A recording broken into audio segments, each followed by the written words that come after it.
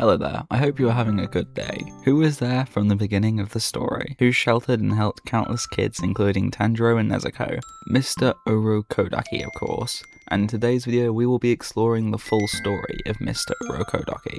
Throughout his time, Mr. Urokodaki helped countless children have a chance against the Hand Demon. And at some point he helped Sabato and Makomo and all the other kids depicted in this image. We also know that he was the only one who was able to trap the Hand Demon in the Wisteria prison, the demon that would go on to kill so many children. Now, setting the scene after Tanjiro and Giyu had their scuffle over Nezuko, Giyu tells Tanjiro to go find a man named Urokodaki at the foot of the Misty Mountain. They embark to the mountain and stumble upon a demon. They eventually get prepared to finish it off, but then a hand is placed on Tanjiro's shoulder, the hand of Mr. Urokodaki. This is where we learn that after Giyu and Tanjiro's fight he had sent a Kasagai crow to go and ask Mr. Urokodaki to help the two, saying that the two of them felt different. Giyu asks Urokodaki to train the two. Now we go back to the present. Mr. Urokodaki is making some heft assumptions about Tanjiro, saying that even before a demon, the smell of kindness still resented from him. After the demon dies to sunlight, Mr. Urokodaki asks Tanjiro what he would do if Nezuko ate other humans. Tanjiro takes too long to respond, so Mr. Urokodaki scolds him, telling Tanjiro that he hesitates for too long, just like he did with the demon. But he agrees to test him, to train him, to see if he has the potential that Giyu spoke about. Mr. Urokodaki rushes ahead and Tanjiro can barely keep up. When they arrive at a checkpoint, Mr. Urokodaki tells Tanjiro to hike through the foggy mountain. Tanjiro assumes this won't be too much of a challenge, but the entire mountain is booby-trapped. After a fierce strong battle, Tanjiro eventually arrives. Even Urokodaki shows some respect to him. The next day, Urokodaki tells Tanjiro that he is a cultivator who cultivates swordsmen, and that he is the deciding factor on whether or not Tanjiro gets to enter the final selection. The final selection is something that you need to enter to become a demon slayer. Starting then, Tanjiro began an insanely grueling training regime. After some time, Urokodaki said that he had nothing left to teach young Tanjiro, and so if he was to enter final selection, he would need to cut the boulder in two. Tanjiro spent days unsuccessful, and Urokodaki thought that he wouldn't succeed, but one day, he did.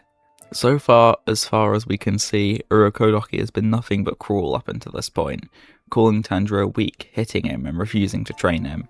But after Urokodaki learns that Tanjiro cut the rock, he reveals why he had such a cruel stance. Because he never wanted Tanjiro to succeed in the beginning. The reason for this was because he didn't want to see any more of his disciples die. He couldn't bear the weight of any more dead children. And if you remember how many children he trained, would you blame him? His cruelness came out of his want to protect Tanjiro, not out of hatred.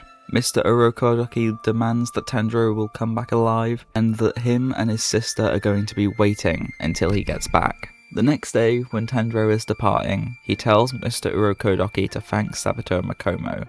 This shocks Mr. Urokodaki, as Sabato and Makomo are the names of his previous disciples. Now, from that point, Mr. Urokodaki would wait an excruciating 7 days. Tanjiro would finally return, and they all reunited in a hug. Mr. Urokodaki is even seen crying, and is so grateful that Tanjiro has come back alive. The next day, Tanjiro is given a new uniform and a box to keep Nezuko in by Mr. Urokodaki, and after that he is sent off to go fight the Swamp Demon. It's not until a while later, till Tanjiro is at the Hashira meeting, that we get our next mention of Mr. Urokodaki. When Tanjiro is on trial, the master reveals he has a letter from Mr. Urokodaki, and this letter entails that if Nezuko does eat someone, Tanjiro, Urokodaki and Giyu will all kill themselves as an apology. He puts his life on the line for Tanjiro and Nezuko. This letter is very important, and it could have been the difference between Tanjiro's execution or his freedom from the master. Now we have two more smaller appearances of Urokodaki in the main story. He is seen helping Nezuko rest until she departs in the Infinity Castle arc, and after the Infinity Castle, Mr. Urokodaki reunites with them again. He is not seen again in the main story, but in the future we do get a slight moment where we see him playing shogi. And with that, Mr. Urokodaki's story is complete. Mr. Urokodaki at first seems like a very ruthless and cruel man, but beneath the surface he is a man who always wanted to protect others. He stood up for Tanjiro and Nezuko many times and even put his life on the line. He helped them from the beginning to the end.